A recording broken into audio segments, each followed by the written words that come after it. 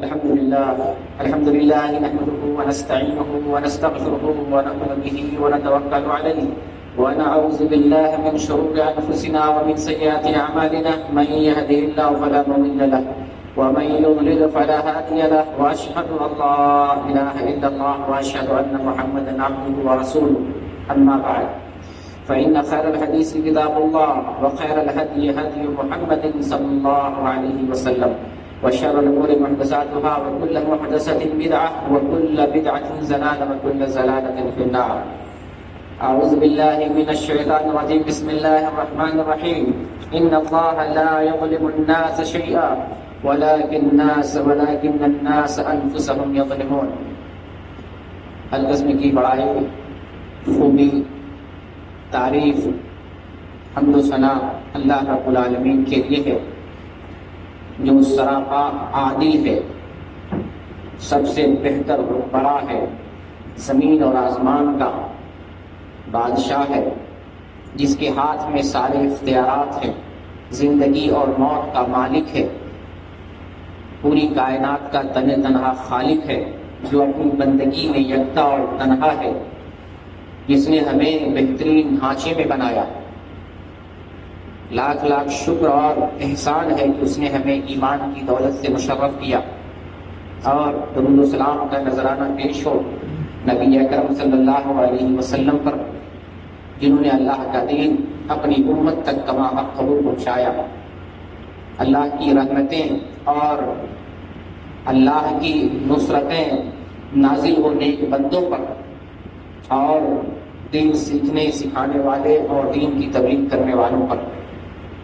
عزیز دوستوں اور اسلامی بھائیوں، میں نے سورہ یونس کی ایک آیت تلاوت کی. ان اللہ لا یظلم الناس شیئا.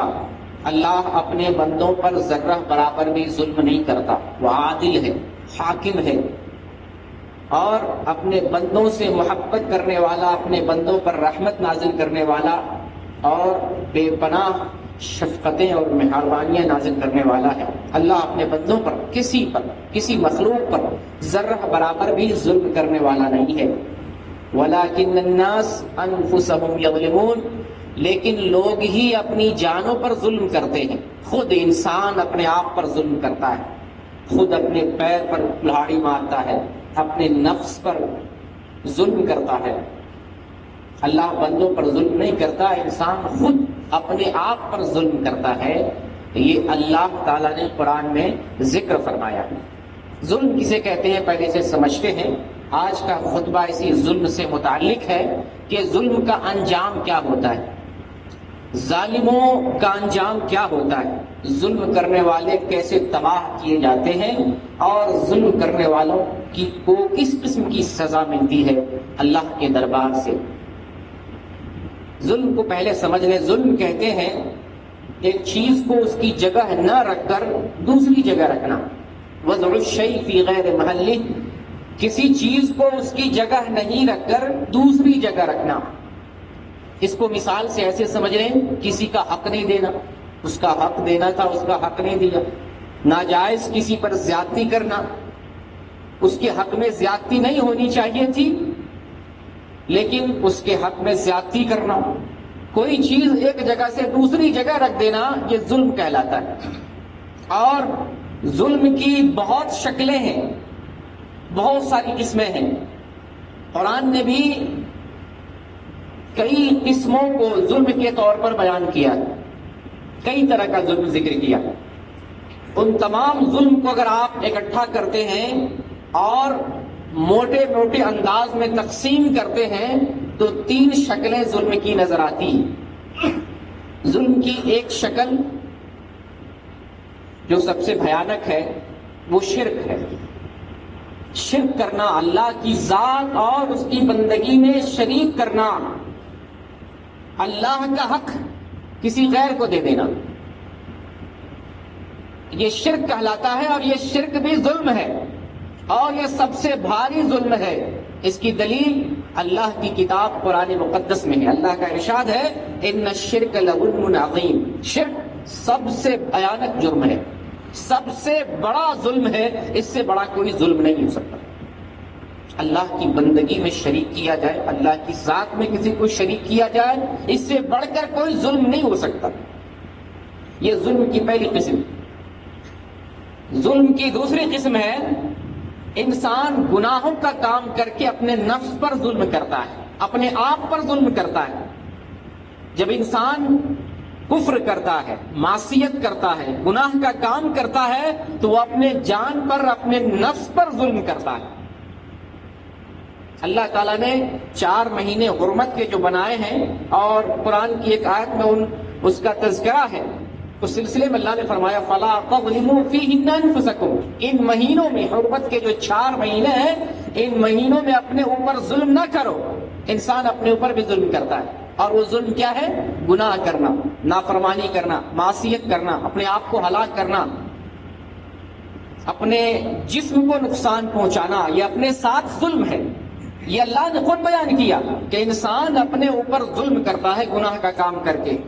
سورہ طلاق آیت نمبر 1 میں اللہ نے ارشاد فرمایا وَمَن يَتَعَدَّ حُدُودَ اللَّهِ، جو اللہ کے حدود کو پھلانگتا ہے، اللہ کے حکم کو توڑتا ہے، اللہ کے سیما کو متجاوز کرتا ہے، اس کو پار کرتا ہے۔ اللہ نے جو حدود بنائے، اسلامی حدود، اس سے پار کرتا ہے، اس ریکھا سے تجاوز کرتا ہے، فقط ظلم نفسہ، تو وہ آدمی اپنے اوپر، اپنی جان پر، اپنے نفس پر ظلم کرتا ہے۔ یعنی گناہ کا کام کرنا، اللہ کے حکم کو توڑنا، کفر کا کام کرنا، بے دینی کا، بدعملی کا اور معصیت کا کوئی بھی کام کرنا، اپنے نفس پر، اپنی جان پر ظلم کرنا، یہ ظلم کی دوسری شکل۔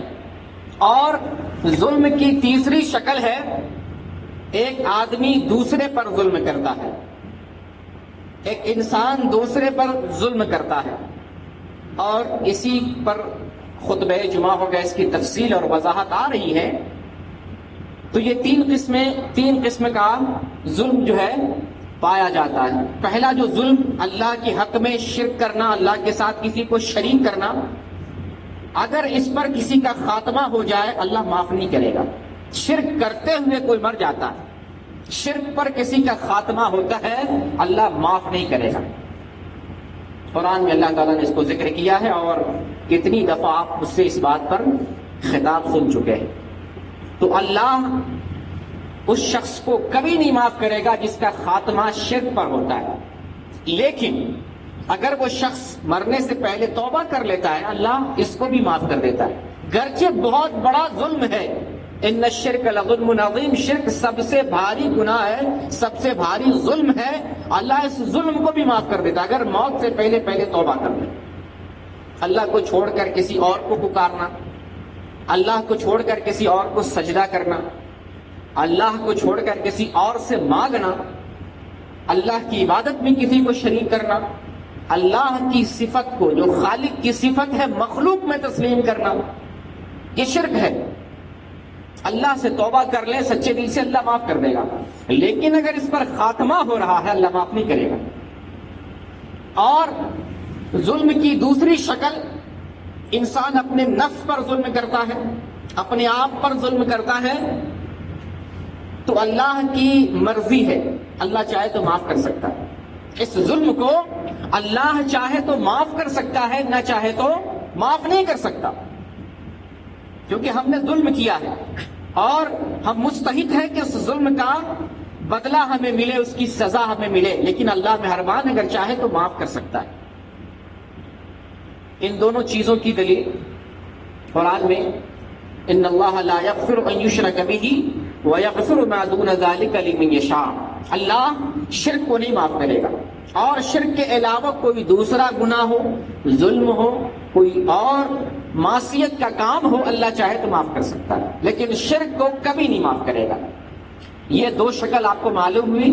ظلم کی پہلی شکل شرک، اگر زندگی میں توبہ کر لیتا اللہ معاف کر دے گا، اور ایک انسان اپنے اوپر ظلم کرتا ہے گناہ کا کام کر کے، اللہ چاہے تو معاف کر سکتا ہے۔ اور ظلم کی تیسری شکل، ایک انسان دوسرے پر ظلم کرتا ہے، یہ بہت بھیانک جرم ہے، یہ بہت بڑا ظلم ہے۔ کائنات ٹکی ہوئی ہے عدل اور انصاف پر، اگر اللہ تعالی عدل تھوڑی دیر کے لیے عدل کا دامن چھوڑ دے، اللہ تعالیٰ عدل کرنا تھوڑی دیر کے لیے چھوڑ دے، یہ دنیا تہس نہس ہو جائے گی۔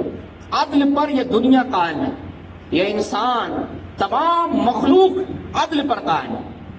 اللہ تعالیٰ اپنی مخلوق کے ساتھ عدل کرتا ہے، انصاف کرتا ہے، اور بہت زیادہ اپنے بندوں پر غصہ نہیں ہوتا، ناراض نہیں ہوتا ہے، زیادہ اللہ معاف کرتا ہے۔ وَيَعْفُو عَنْ كَثِيرٍ، اللہ اپنے بندوں کو بہت معاف کرنے والا ہے۔ گرچہ ہم بہت گناہ گار ہیں، بہت نافرمان ہیں، اور اللہ تعالیٰ اس کے مقابلے ہمیں معاف بھی بہت کرتا ہے، بہت سارا معاف کرتا ہے۔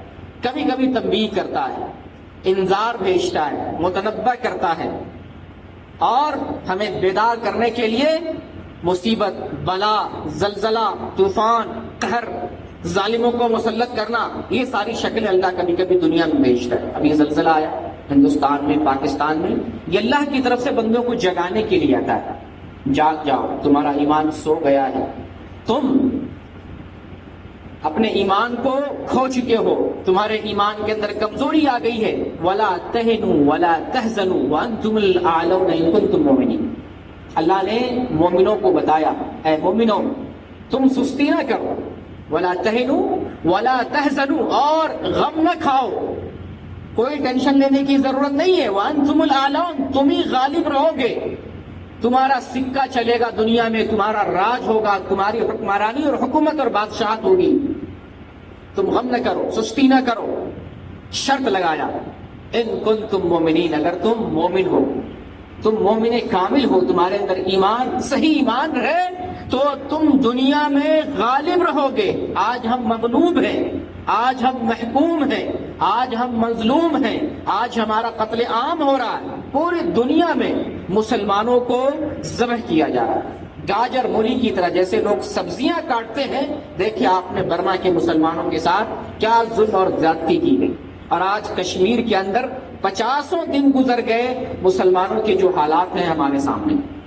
مسلمان آج مظلوم ہے اور مجبور ہے، مغلوب ہو چکا ہے۔ اس کی وجہ یہ ہے کہ ہم نے ایمان کا دامن چھوڑ رکھا ہے، ہمارے اندر ایمانی کمزوری آ چکی ہے۔ اس وجہ سے اللہ تعالیٰ نے ہمارے اوپر ظالم حکمراں کو مسلط کر دیا، اور ہم دشمنوں کے خوف تلے زندگی گزار رہے ہیں۔ یہ تیسری شکل ہے ظلم کی، ایک انسان کا دوسرے انسان پر ظلم کرنا، یہ بہت خطرناک ہے۔ اللہ اس کو نہیں معاف کرے گا، اس کو ہرگز نہیں معاف کرے گا، یہ اتنا ڈینجرس یہ جرم ہے، اللہ اس کو معاف ہی نہیں کرے گا۔ یہاں تک کہ انسان دنیا میں مرنے سے پہلے اپنے ظلم کی تلافی کر لے، معافی مانگ لے، حق لوٹا دے، اور جو بنتا ہے جرم کی جو سزا بنتی ہے وہ سزا اس سے لے لے، تبھی جا کر اللہ معاف کرتا ہے۔ مسلم شریف کی حدیث ہے، بڑی مشہور روایت ہے۔ نبی اکرم صلی اللہ علیہ وسلم صحابہ سے پوچھتے ہیں کہ مسکین کسے کہتے ہیں، مسکین غریب کس کو کہتے ہیں؟ صحابہ نے عرض کیا، اللہ کے رسول، مسکین تو وہ ہے جس کے پاس روپے پیسے نہ ہو، کھانے پینے کا سامان نہ ہو، درہم و دینار نہ ہو، مسکین وہ ہے۔ آپ نے فرمایا نہیں، قیامت کا مسکین، اس امت محمدیہ کا مسکین، آخرت کا مسکین وہ ہے جو قیامت میں آئے گا، نیکیاں بھی کیا ہوگا، بڑی نیکیاں کیا ہوگا، نماز پڑھتا ہوگا، روزے رکھتا ہوگا، زکوٰۃ دینے والا ہوگا، حج عمرے کرنے والا ہوگا، بڑی نیکیاں کر رکھا ہوگا، ساتھ میں اس نے ظلم بھی کیا ہوگا، کسی کا ناحق قتل کیا ہوگا، کسی پر زیادتی کی ہوگی، کسی کو مارا ہوگا، کسی کو ستایا ہوگا، کسی کو گالی دی ہوگی۔ اللہ تعالیٰ اس کی نیکیاں، جو نماز پڑھا تھا، روزہ رکھا تھا، قربانی کیا تھا، حج کیا تھا، عمرے کیا تھا، اللہ ان نیکیوں کو اٹھا کر مظلوم کو دے دے گا۔ مسکین ہو گیا نا، یہاں مالدار تھا نیکی کے اعتبار سے، وہاں جا کے مسکین ہو گیا، اس کا دامن نیکیوں سے خالی ہو رہا ہے، مسکین ہو گیا۔ اللہ اس آدمی کی نیکیاں اٹھا کر مظلوم کے درمیان تقسیم کر دے گا۔ جب اس آدمی کی، ظالم آدمی کی نیکیاں ختم ہو جائیں گی، اللہ مظلوم کا گناہ اور اس کا جو ہے جس کی معصیت اٹھا کر اللہ پھر ظالم کے سر پر ڈال دے گا۔ جب انسان کی نیکی ختم ہو جائے گی، اللہ تب بھی عدل ہی نہیں چھوڑے گا، عدل کرے گا تب بھی۔ تب کیا کرے گا؟ تب مظلوم کی برائیاں اللہ تعالیٰ اٹھا کر ظالم کے حصے میں لکھ دے گا، اور اب یہ آدمی تہی دامن ہو گیا، ساری نیکی ختم، اور پھر اوپر سے دوسرے کا گناہ سر پہ آ گیا، اس کو گھسیٹ کر اللہ حکم دے گا اس کو گھسیٹ کر جہنم میں ڈال دو۔ یہ تیسرا ظلم کی تیسری شکل ہے، بہت بھیانک ہے، اتنا ڈینجر مرحلہ ہے ظلم کا کہ اللہ تعالیٰ ایک ایسا جرم، ایسی خطا اور ایسا جرم ہے کہ اس کی سزا اللہ تعالیٰ دنیا میں بھی دیتا ہے۔ جو ظلم کرتا ہے، جو ظالم ہے، باغی ہے، فتنہ فساد مچانے والا ہے، ظلم و جور کرنے والا ہے، اللہ ایسے باغیوں کو، ایسے ظالموں کو نہ صرف آخرت میں سزا دے گا بلکہ اس کی سزا کو اللہ تعالیٰ دنیا میں بھی جلد بازی کے طور پر دیتا ہے، دنیا میں بھی دیتا ہے۔ پوری تاریخ ہمارے سامنے، بڑے بڑے لوگ آئے، نہ گورے سکندر نہ ہے قبر دارا، مٹے نامیوں کے نشاں کیسے کیسے، بڑے بڑے نامی آئے، کسی کا نشان تک باقی نہیں رہا، سب کی قبریں مریا میٹ ہو گئی، پتہ نہیں کہاں مرا تھا سکندر، کہاں مرا تھا دارا، کہاں مرے تھے چنگیز خان، ہلاکو خان۔ تاریخ بھری پڑی ہے ظالموں سے، اس کی کہانیوں سے، اس کی تباہیوں سے اور اس کی بربادیوں سے۔ تو ظالموں کو اللہ تعالیٰ دنیا میں بھی سزا دیتا ہے، اور آخرت میں سزا تو ہے ہی۔ نبی اکرم صلی اللہ علیہ وسلم ارشاد فرماتی اثنان یعجلہما فی الدنیا، دو چیزوں کو اللہ تعالیٰ دنیا میں بھی جلدی بھیجتا ہے۔ کون سی دو چیزیں ہیں؟ البغی وعقوق الوالدین، ظلم کرنا اور والدین کے حق میں نافرمانی کرنا، اللہ ان دونوں کی سزا کو دنیا میں جلدی بھیجتا ہے، دنیا میں بھی بھیجتا ہے۔ یہ حدیث صحیح ہے، شیخ البانی نے اس کو سلسلہ صحیحہ کے اندر ذکر کیا ہے، اور حدیث نمبر ہے 1120۔ یعنی جو ظالم ہوتا ہے اللہ اس کو عبرت کے طور پر دنیا میں بھی سزا دیتا ہے تاکہ دوسرے لوگ نصیحت حاصل کریں، اور اس کی سزا آخرت میں بھی ہے۔ ظالموں پر اللہ کی لعنت ہوتی ہے، ظالموں پر اللہ تعالیٰ دوسرے ظالم کو مسلط کرتا ہے، ظالم ظلم کرنے کے بعد پھر سکون کی زندگی نہیں گزارتا، اس کی زندگی میں اللہ تعالیٰ پریشانی اور پریشان خیالی اور بے چینی ڈال دیتا ہے، سکون نہیں حاصل کر سکتا۔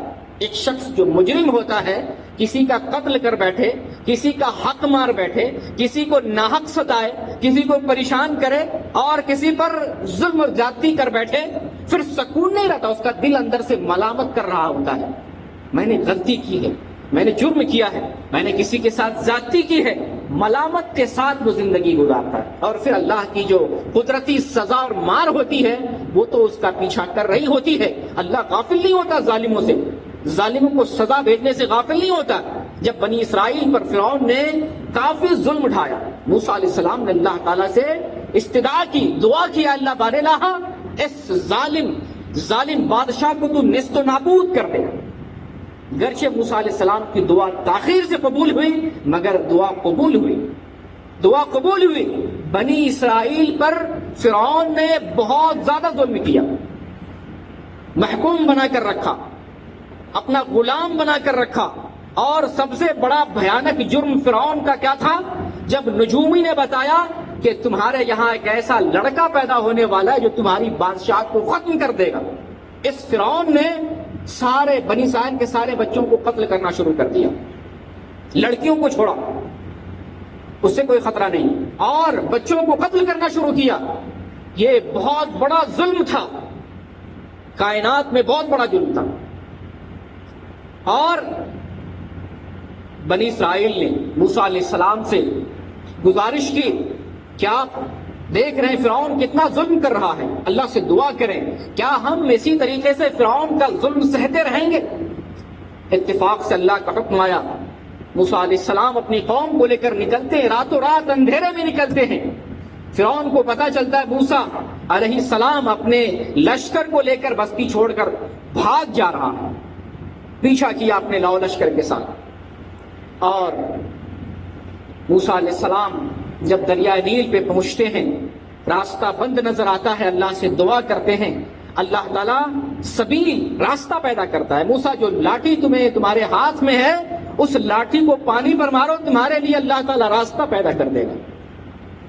لاٹھی پانی پر ماری جاتی ہے اور اللہ تعالیٰ 12 چشمے، اس میں 12 راستے پیدا کر دیتے ہیں، اور موسیٰ علیہ السلام ان راستوں سے گزر کر نجات پا جاتے ہیں، ان کے لشکر نجات پا جاتے ہیں۔ فرعون سمجھتا ہے یہ راستہ تو میرا ہے، میرے حکم سے راستہ بن رہا ہے، اور وہ کہا بھی کرتا تھا کہ یہ جو نہریں جاری ہے، یہ جو دریا بہتے ہیں، میں ان دریاؤں کا بادشاہ بھی ہوں، یہ دریا میرے حکم سے بہتا ہے، یہ ندیاں، یہ نہریں میرے حکم سے جاری ہے۔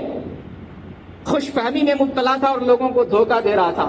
آج وہی نہر جس کا وہ بادشاہ بنا بیٹھا تھا، اس نہر کے اندر گیا، اللہ تعالیٰ نے اس کو اپنے لاؤ لشکر کے ساتھ غرقاب کر دیا۔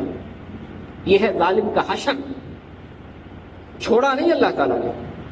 اور نہ صرف اللہ نے فرعون کو غرق کیا، بلکہ اس کی لاش کو باقی رکھا۔ سمندر نے قبول نہیں کیا، مٹی نے قبول نہیں کیا، زمین نے قبر بنا کر اس کو قبول نہیں کیا، دھتکار دیا اس کو زمین نے بھی، اور اللہ اس کی لاش کو ہمیشہ کے لیے، قیامت تک کے لیے عبرت کا نشان بنا دیا ہے۔ آج بھی مصر کے میوزیم میں فرعون کی لاش رکھی ہوئی ہے، دنیا کے لیے عبرت کا سامان بنا ہوا ہے۔ ظالم کو اللہ نہیں چھوڑتا۔ دنیا میں پہلا ظلم ہوا تھا جب قابیل نے حابیل کی طرف قتل کی نیت سے ہاتھ بڑھایا۔ حابیل نے کہا میں قتل کرنے والا نہیں ہوں، میں تجھے سزا دینے والا نہیں ہوں، تجھے اگر مجھ کو قتل کرنا ہے قتل کر ڈالو، میں کچھ نہیں کرنے والا۔ چنانچہ قابیل نے حابیل کو قتل کر دیا۔ یہ دنیا کا پہلا قتل ہے، معصوم کا قتل ہے، بے گناہ کا قتل ہے۔ آج تک دنیا میں جہاں پر بھی قتل ہو رہا ہے، سارے لوگوں کے قتل کا گناہ اس کے سر پر بھی جا رہا ہے۔ اللہ ظالم کو چھوڑتا نہیں، اللہ ظالم کو دنیا میں بھی سزا دیتا ہے اور آخرت میں بھی سزا دیتا ہے۔ بڑی عبرت کی چیز ہے ہمارے لیے۔ نبی کریم صلی اللہ علیہ وسلم معاذ بن جبل رضی اللہ تعالیٰ عنہ کو یمن بھیجتے ہیں۔ معاذ یمن جا رہے ہو، دھیان رکھنا کسی پر ظلم نہیں کرنا، مظلوم کی بد دعا سے بچنا، کیونکہ مظلوم اور اللہ کے درمیان کوئی پردہ نہیں ہوتا۔ بخاری اور مسلم کی حدیث ہے، آپ صلی اللہ علیہ وسلم ارشاد فرماتے اتقی دعوت المظلوم فإنہ لیس بینہا وبین اللہ حجاب۔ تم مظلوم کی بد دعا سے بچو، کیونکہ اس کے درمیان اور اللہ کے درمیان کوئی پردہ نہیں ہوتا۔ بس اوقات ظالم ظلم کرتا ہے اور مظلوم اسی جگہ اللہ سے بد دعا کرتا ہے، اور وہیں پر ظالم کو سزا مل جاتی ہے، وہیں پر اسی جگہ، ٹل بھی نہیں پاتا، ہٹ بھی نہیں پاتا، اور اللہ کی سزا آن پہنچتی ہے۔ تو مظلوم کی بد دعا سے بچو، کیونکہ اللہ اور اس کے درمیان کوئی پردہ نہیں ہوتا۔ دوسری حدیث میں آیا ہے کہ تم مظلوم کی بد دعا سے بچو، کیونکہ مظلوم اگر گنہگار بھی ہوگا پھر بھی اس کی دعا اللہ قبول کر لیتا ہے۔ مسند احمد کی روایت ہے اور شیخ البانی اس کو حسن قرار دیتے ہیں، دعوت المظلوم مستجابہ، مظلوم کی بد دعا قبول کر لی جاتی ہے، دعائیں قبول کر لی جاتی ہیں۔ وَإِن كَانَ فَاجِرًا فَفَجُورُهُ عَلَى نَفْسِهِ، اگر مظلوم گناہگار بھی ہوگا نا تو گناہ اس کے ذمہ ہے، مگر دعا اس کی قبول کر لی جاتی ہے۔ گناہگار کو بھی تم نہ ستانا، برے آدمی پر بھی ظلم نہ کرنا، اس لیے کہ اگر ظلم کے خلاف اللہ سے بد دعا کر دی تو ظالم ہلاک ہو سکتا ہے۔ یہی نہیں صرف برے لوگوں کی بد دعا قبول ہوتی ہے، بلکہ کافر بھی بد دعا کر دے ظالم کے خلاف، اللہ اس دعا کو بھی قبول کر لیتا ہے۔ نبی اکرم صلی اللہ علیہ وسلم فرماتے ہیں، آپ کا فرمان اتقی دعوت المظلوم وَإِن كَانَ كَافِرًا، مظلوم کی بد دعا سے بچو اگرچہ وہ کافر کیوں نہ ہو، کیونکہ اس کے اور اللہ کے درمیان کوئی پردہ نہیں ہوتا۔ تو ایک مسلمان دوسرے مسلمان پر ظلم کرے، ایک کافر مسلمان پر ظلم کرے، یا مسلمان کافر پر ظلم کرے، یہ سب ظلم ہے۔ ظلم کہتے ہیں کسی پر ناحق زیادتی کرنا، کسی کا خون کرنا ناحق طریقے سے، کسی کا حق دبانا اور کسی پر زیادتی کرنا۔ دنیا میں ہم اس کی متعدد شکلیں دیکھتے ہیں، گھروں میں دیکھتے ہیں۔ کبھی ماں باپ اپنی اولاد پر ظلم کرتا ہے، کبھی اولاد ماں باپ پر ظلم کرتی ہے، کبھی بڑا بھائی طاقتور بھائی کمزور بھائیوں پر ظلم کرتا ہے، کبھی بہنیں اور بہنوئی بھائیوں پر ظلم کرتے ہیں، کبھی بھائی اپنے بہنوں پر ظلم کرتا ہے، کبھی چند آدمیوں کا ذمہ دار جہاں ذمہ دار بنا دیا جائے، کمپنی ہو، گاؤں ہو، صوبہ ہو، ملک ہو یا عالم ہو، کسی کو اگر ذمہ دار بنا دیا جائے، مالک بنا دیا جائے، تو لوگوں کو مالک ہونے کا احساس دلایا جاتا ہے، اور اکثر لوگ اس نشے میں جو کمزور ہوتا ہے اس پر ظلم کر بیٹھتا ہے۔ کہیں پر کسی کی حاضری کاٹ دی، کسی کا پیسہ کم کر دیا، اجرت کم کر دی، کسی کو اجرت سے ماہانہ طور پر محروم کر دیا، کسی کو ناحق طریقے سے کام سے معطل کر دیا، کام سے نکال دیا، اور احساس دلایا میں مالک ہوں، مجھے مالک تسلیم کرو۔ جیسے کسی ملک کا وزیر اعظم ہو، اپنی منمانے کے لیے ایسے ایسے قانون نافذ کرتا ہے، لوگوں کو مجبوراً تسلیم کرنا پڑتا ہے، اور حاکم یہ سمجھتا ہے کہ میرے ہاتھ میں قوت ہے، طاقت ہے، میں جو چاہوں کر سکتا ہوں، مجھے کوئی ہاتھ پکڑنے والا نہیں ہے۔ دنیا میں اندھا راج چلتا ہے، جبکہ ایسا نہیں ہے۔ اس دنیا کو بنانے والا کوئی حاکم اور اقتدار اعلیٰ ہے، کوئی ہے سپر پاور جس نے دنیا کو بنایا ہے، بستیوں کو تباہ کیا ہے۔ ایک فرعون اور ایک شداد اور ایک حامان کو نہیں، اللہ بستیوں کی بستیوں کو تباہ کیا ہے، اور قرآن میں مختلف بستیوں کا اور قوموں کی تباہی کا ذکر آیا، قوم عاد، قوم ثمود، قوم صالح، بستیوں کی بستیاں تباہ کر دیا۔ اللہ تعالیٰ نے قرآن میں سورہ انبیاء آیت نمبر 11 میں ارشاد فرمایا، وَكَمْ قَصَمْنَا مِنْ قَرْيَةٍ كَانَتْ ظَالِمَةً وَأَنشَأْنَا بَعْدَهَا قَوْمًا آخَرِينَ۔ کتنی بستیوں کو ہم نے ہلاک کر دیا، کتنی، ایک دو نہیں، کتنی بستیوں کو ہم نے ہلاک کر دیا، تہو بالا کر دیا، اور ان بستیوں کی جگہ اللہ تعالیٰ نے دوسری قوم کو لایا۔ ایک قوم کو ہلاک کیا، پھر اللہ دوسری قوم کو دنیا میں پیدا کیا، ان کو لایا۔ تو اللہ قوموں کے قوموں کو ہلاک کرتا ہے۔ کوئی یہ نہ سمجھے کہ اللہ تعالیٰ غافل ہے ظالموں سے، اللہ غافل ہو گیا، اللہ دیکھ نہیں رہا، اللہ سن نہیں رہا، ایسی بات نہیں ہے۔ اللہ سورہ ابراہیم میں ارشاد فرماتا ہے وَلَا تَحْسَبَنَّ اللَّهُ غَافِلًا عَمَّا يَعْمَلُ الظَّالِمُونَ، اور ظالم لوگوں کو یاد رہنا چاہیے کہ اللہ ان کے عملوں سے غافل نہیں ہے، اللہ دیکھ رہا ہے، اور اللہ کے یہاں ایک میعاد، ایک وقت متعین ہے، جو وقت عذاب کا ہے اور اللہ کی طرف سے قہر نازل ہونے کا ہے، اس وقت میں اللہ تعالیٰ اپنا قہر نازل کرتا ہے۔ اللہ غافل نہیں، سب کچھ دیکھ رہا، اور اللہ تعالیٰ کسی کو چھوڑتا بھی نہیں، اور ظالموں کو تو دنیا میں بھی نہیں چھوڑتا ہے۔ تو نبی اکرم صلی اللہ علیہ وسلم کا جو فرمان ہے، مظلوم کی بد دعا سے بچو، اور حتیٰ کہ وہ برا ہی کیوں نہ ہو، حتیٰ کہ وہ کافر ہی کیوں نہ ہو، اس کی دعا قبول کر لی جاتی ہے۔ تو ہمیں کسی پر ظلم کرنے سے بچنا چاہیے، اور کسی کے حق میں زیادتی کرنے سے پرہیز کرنا چاہیے۔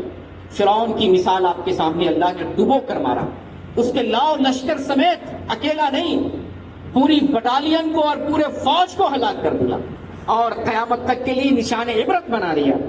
نمرود بڑی غلطیاں کیا، اپنے آپ کو خدا اور حاکم اور دنیا کا سب سے بڑا بیتاج بادشاہ سمجھتا، بڑا ظلم اس نے یہ کیا کہ اللہ کے پیغمبر کو آگ میں ڈال دیا، ابراہیم علیہ السلام کو۔ اس سے بڑا ظلم کیا ہو سکتا ہے؟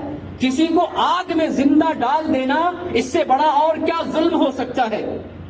اور اللہ تعالیٰ نے اس نمرود کو کیا سزا دی؟ ایک شاعر نے اردو شعر میں کہا ہے، سر پہ اس نمرود کے جوتا لگانا ہے مفید، سر پہ اس نمرود کے جوتا لگانا ہے مفید، مغز میں ہو جس کے مچھر نفرت و طغیان کا۔ تاریخ داں لکھتے ہیں کہ اس کے ناک میں ایک مچھر چلا گیا جو اندر سے کاٹتا رہتا تھا۔ پھر جب ڈاکٹروں نے، حکیموں نے علاج کیا، ساری دوائیں پھیل گئی، سے کچھ کام نہیں ہو رہا، تو لوگوں نے اور ڈاکٹروں نے، اطباء نے مشورہ دیا کہ اگر جوتے لگایا جائے سر پر تو اس کو آرام ملے گا، اس کی یہی دوا، اس کا یہی علاج۔ تو ظالموں کو اللہ تعالیٰ سر پر جوتے زندگی بھر کے لیے مسلط کر دیتا ہے۔ اور قارون کو اللہ تعالیٰ نے خزانہ سمیت زمین میں دھسایا، اور جتنے بھی بڑے بڑے لوگ آئے جنہوں نے دنیا میں ظلم کیا، بندوں پر زیادتی کی، اللہ نے اسے نہیں چھوڑا۔ قرآن میں ابو لہب کا واقعہ، اس کی تباہی اور بربادی کا ذکر اللہ نے کیا۔ جب اللہ تعالیٰ نے محمد رسول اللہ صلی اللہ علیہ وسلم کو حکم دیا وَأَنذِرْ عَشِيرَتَكَ الْأَقْرَبِينَ، اے پیغمبر آپ اپنے رشتہ داروں کو، قریبی رشتہ داروں کو ڈرائیں۔ پیغمبر محمد صلی اللہ علیہ وسلم کوہ صفا پہ چڑھتے ہیں اور اہل مکہ کو آواز لگاتے ہیں. جب لوگ جمع ہو جاتے ہیں نبی نے بتایا، فرمایا اور اعلان کیا کہ اگر میں تمہیں یہ کہوں اس پہاڑ کے پیچھے ایک لشکر ہے جو تمہارے اوپر حملہ آور ہونا چاہتا ہے، کیا تم میری بات کا یقین کرو گے؟ سب نے کہا آپ کی بات تو سچ ہوگی، آپ سچ بولنے والے ہیں. پیغمبر صلی اللہ علیہ وسلم نے وہیں پر اللہ کی توحید کا اور اللہ کی وحدانیت کا اعلان کیا. یا ایھا الناس قولوا لا الہ الا اللہ تفلحوا، اے لوگو تم لا الہ الا اللہ کا اقرار کر لو، کامیاب ہو جاؤ گے. پتہ ہے وہاں پر کیا ہوا؟ آپ کے جو حقیقی خونی رشتے کا چچا ابو لہب، آپ کا سگا چچا ہے، اس ابو لہب نے نبی صلی اللہ علیہ وسلم پر ظلم کیا، زیادتی کی، اور اس نے بد دعا دی محمد صلی اللہ علیہ وسلم کو اور کہا تبا لک یا محمد الہذا جمعتنا، اے محمد تمہارے لیے بربادی ہو، کیا تم نے اسی کام کے لیے ہمیں یہاں جمع کیا تھا؟ یہی بات بتانے کے لیے جس سے ہم بھاگتے ہیں، جس کو ہم مانیں گے نہیں، جو ہمارے خلاف ہے، ہمارے معبود کے خلاف ہے، زندگی کے خلاف ہے، ہمارے مشن کے خلاف ہے، ہم اس بات کو کیسے تسلیم کر سکتے ہیں؟ اور تم نے اسی بات کے لیے ہمیں یہاں جمع کیا تھا، اسی بات کے لیے ہمیں مکہ کو یہاں جمع کیا. پتھر اٹھا کے نبی صلی اللہ علیہ وسلم پر چلایا. اس آدمی نے تو اللہ تعالیٰ نے اس کی بربادی اور اس کی ہلاکت کا فیصلہ قرآن میں ذکر کیا اور قرآن کی سورت نازل کر دی. تبت یدا ابی لہب وتب، ہلاک ہو ابو لہب کے دونوں ہاتھ اور وہ خود بھی ہلاک ہو، برباد ہو ابو لہب. جو ظلم کرتا ہے اور کسی پر ناحق ذرہ برابر بھی زیادتی کرتا ہے، اللہ اس کو برباد کر دیتا ہے، اللہ اس کو ہلاک کر دیتا ہے. رہتی دنیا تک کے لیے ابو لہب کی بربادی کا تذکرہ قرآن کے ذریعے پوری دنیا میں ہوتا رہے گا. ہر نماز میں اس کی بربادی کا ذکر ہے اور قرآن میں اس کی بربادی گونج اور دنیا میں اس کی بربادی گونجتی رہے گی. برباد ہو ابو لہب کے دونوں ہاتھ اور یہ خود بھی برباد ہو. ما اغنى عنہ مالہ ما کسب، ابو لہب کو اس کا مال، اس کا کمایا ہوا دھن دولت کچھ کام نہیں آیا، سب برباد ہو گیا. سیصلی نارا ذات لہب، یہ عنقریب شعلے والی آگ میں داخل کیا جائے گا. ابو لہب نام بھی ہے اور لہب کہتے بھی شعلہ کو، آگ کو. نام جیسا ویسے ہی اس کو جگہ ملے گی، شعلے اور انگاروں والے جہنم میں اس کو اللہ تعالیٰ ڈالے گا. اس کو ہی نہیں بلکہ وامرأتہ حمالۃ الحطب، اس کی جو بیوی تھی ام جمیل، یہ بھی اپنے شوہر کی طرح نبی صلی اللہ علیہ وسلم سے دشمنی کرتی تھی. اس کی بیوی کو بھی اب اپنے شوہر سمیت اللہ تعالیٰ انگاروں والے جہنم میں داخل کرے گا. فی جیدہا حبل من مسد، اور اس کے گردن میں ایک جو ہے کھجور، پوست کھجور ہوتا ہے، پوست کھجور کی ایک رسی ہوگی جو جہنم میں اس کے گردن میں لٹکی ہوئی ہوگی. تو یہ بربادی ظالم کی، اللہ تعالیٰ کبھی بھی ظالم کو نہیں چھوڑتا. تو آج جو ہم آپس میں ظلم کر رہے ہیں، ایک دوسروں کے خلاف کفر کے فتوے لگاتے ہیں، اور جو ہندوستانی حکومت ہو یا دنیا کی عالمی حکومت ہو، ہم خود مسلمان ایک دوسرے مسلمان کے لیے مصیبت بنے ہوئے. ہم خود بتلاتے ہیں یہ ڈاکٹر ذاکر نائک دہشت گرد ہے، ہم خود بتاتے ہیں، اور ہم خود ایسے داعیوں کو جو اللہ کے دین کی طرف بلاتے ہیں ان کو ہندوستان سے بھگاتے ہیں، ان کو دنیا میں بھی در بدر بھٹکاتے ہیں اور طرح طرح کا الزام لگاتے ہیں. آپس میں ایک دوسرے کے خلاف حکومت کو بتلاتے ہیں یہ دہشت گرد ہے، یہ ملک کے لیے خطرہ ہے، یہ فتنہ فساد کرنے والا. ہم خود ایک دوسرے بھائی پر ظلم کرتے ہیں. جو ہمارے حالات ہیں دنیا کے سامنے وہ اپنے کرتوت کا نتیجہ ہے. وَمَا أَصَابَكُم مِّن مُّصِيبَةٍ فَبِمَا كَسَبَتْ أَيْدِيكُمْ، تمہیں جو مصیبت پہنچتی ہے وہ تمہارے اپنے کرتوت کی وجہ سے. آج ہمارے اوپر جو مصائب و مشکلات ہیں ہمارے اپنے کرتوت کا نتیجہ ہے. یہاں ہمیں اپنے دامن میں جھانکنے کی ضرورت ہے. اگر ہم نے ایک دوسرے مسلمان پر تہمت لگائی ہے، کسی کو جیل میں ڈالا ہے، کسی کو قتل کیا ہے، کسی پر ظلم کیا ہے، کسی کو ناحق مارا ہے، کسی کو ناحق طور پر ستایا ہے، ہم توبہ کریں، آئندہ اس سے پرہیز کریں اور آپس میں مل کر متحد ہو کر رہنے کی کوشش کریں. اور جہاں پر بھی مسلمان مظلوم ہے اس کے خلاف آواز اٹھائیں. یہ نہ سوچیں کہ یہ وہابی ہے، یہ دیوبندی ہے، یہ شافعی ہے، یہ مالکی ہے، اسی جھگڑے نے تو ہمیں ڈبویا ہے. مسلمان کی مدد کریں. انصر اخاک ظالما و مظلوما، یہ نبی کا فرمان ہے. اپنے بھائی کی مدد کرو، اپنے بھائی کی مدد کرو. ظالم بھائی ہے اس کی بھی مدد کرو اور مظلوم ہے اس کی بھی مدد کرو. ظالم بھائی کی مدد کیسے؟ ظلم کرنے سے اسے منع کرو، اسے روکو. جب کوئی ایک مسلمان، فرقے والا مسلمان دوسرے فرقے پر زیادتی کرتا ہے تو اسی فرقے کا دوسرا مسلمان خوش ہوتا ہے. ہمیں روکنا چاہیے، ظلم کے خلاف آواز اٹھانی چاہیے، چاہے ظلم کوئی بھی کرے، مسلمان ہو یا ہمارا بھائی ہو یا کافر ہو. جب ہم آپس میں ظلم کریں گے تو یہی اللہ کی طرف سے یہ مصیبتیں اور یہ پریشانیاں آئیں گی. تو اپنے بھائیوں کی مدد کریں جو جیل میں ہیں، جن کو ہم نے بھیجا ہے یا کسی بھی طریقے سے پھنس کر یا مورد الزام ٹھہر کر جیل میں گئے، ان کی مدد کریں اور اللہ سے دعائیں کریں اپنے مسلمان بھائیوں کے لیے. اور ہم نے جو غلطیاں کی ہیں، ایمان میں کمزوری کی ہے، گناہ کر کے ہم نے اپنے نفسوں پر ظلم کیا ہے، اپنی اصلاح کریں. اللہ نے قرآن میں ارشاد فرمایا ان اللہ لا یغیر ما بقوم حتی یغیروا ما بانفسہم. اللہ ہماری حالتوں کو درست نہیں کرے گا، اس وقت تک نہیں درست کرے گا جب تک ہم اپنی حالت کو درست نہ کریں. خدا نے آج تک اس قوم کی حالت نہیں بدلی، نہ ہو جس کو خیال خود اپنی حالت بدلنے کا. جب ہمیں اپنی حالت بدلنے کا خیال نہیں آتا، اللہ ہماری حالتوں کو کیسے بدلے گا؟ یہ قرآن ہمیں اعلان کر کے چیخ کر کے بتلاتا ہے تم اپنی حالت بدلو، اللہ تمہاری حالتوں کو بدل دے گا. تو ہمیں اپنے حالات کو بدلنے کی، سدھارنے کی ضرورت ہے. آپ یقین کریں اگر کہیں پر بھی دشمن قوم ہم پر حملہ آور ہو یا ظالم ہمارے خلاف کھڑے ہو جائیں، لیکن اگر ہم مومن ہیں تو ہم ہمیشہ غالب رہیں گے. ظلم کی ٹہنی کبھی پھلتی نہیں، ناؤ کاغذ کی کبھی چلتی نہیں. ظالم کبھی نہیں ٹک سکتے، ظالموں کے قدم میں طاقت نہیں ہوتی ہے، کبھی نہیں چل سکتے. ہم اگر مومن بنیں گے کوئی ہم پر ظلم نہیں کر سکتا.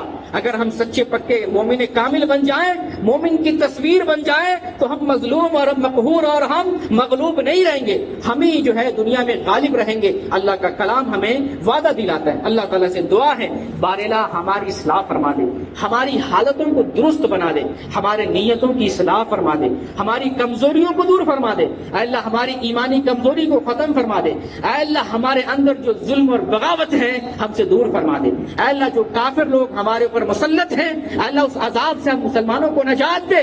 اے اللہ ہماری مسلم قوم کو نجات دے. اے اللہ مسلم قوم کو ظالم حکومتوں سے، باغیوں سے نجات دے. باراللہ مسلمانوں کو سرفرازی دے، مسلمانوں کو دنیا میں حکومت دے. اللہ مسلمانوں کو بادشاہت دے. اے اللہ ہمارے اندر تقویٰ دے، طہارت دے، ایمان دے، صلاحیت دے، فکر دے، سمجھ دے. باراللہ اپنی عبادت کی توفیق دے. دنیا میں جب تک رہیں ایمان پر قائم رہیں، اسلام پر زندہ رہیں، اور جب ہمارا خاتمہ ہو تو ایمان پر خاتمہ ہو. آمین. وآخر دعوانا ان الحمد للہ رب العالمین.